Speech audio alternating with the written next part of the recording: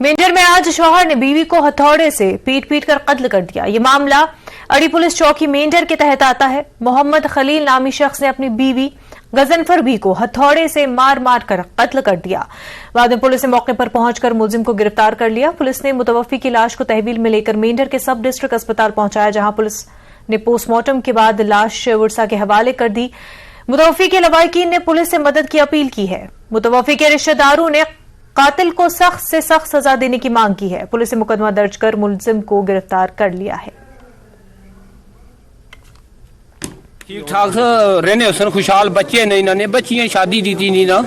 उस तो बाद ये है कि कुछ अरसे के बाद बस बंदा मारना कुटना ये वो इसरा उसरा अस भी ये चीज सुनने रहे, फिर अस बर्दाश्त करने से क्योंकि अस किया ले इसको हमने अब बहुत बुरा हुआ है। हमारी भाभी को इसने कत्ल कर दिया, पता नहीं किस चीज़ से सिर में मारा। इस चीज़ का हमें बहुत दुख है। इसके भाई के हमारे 3 बेटे और एक बेटी है। बेटी की भी शादी हो चुकी है, बेटू की भी शादी हो चुकी है। और बेटे जो हैं इसके तीनों सऊदी अरब में हैं कि आज सुबह इसको कोई पता नहीं दौरा आया क्या हुआ तो इसने हमारी भाभी का जो है कत्ल कर दिया। जो कातिल है ये भी हमारा है, जो मकतूला है वो भी हमारी बहन है।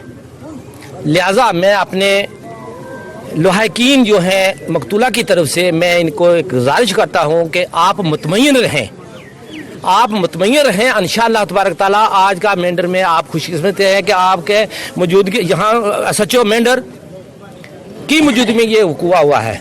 SDPO मेंढर उसकी भी कोई मिसाल नहीं है। ये दोनों ऑनेस्ट आदमी हैं। ये इंशाअल्लाह तबारक ताला ये दूध का दूध पानी का पानी का इंकशाफ करके आपके सामने रखेंगे। आप सब्र और तहम्मुल से काम लें। हमें उम्मीद है अपनी इंतजामिया से, हमारे ये जो पुलिस का जितना भी यहाँ स्टाफ है बहुत अच्छा है।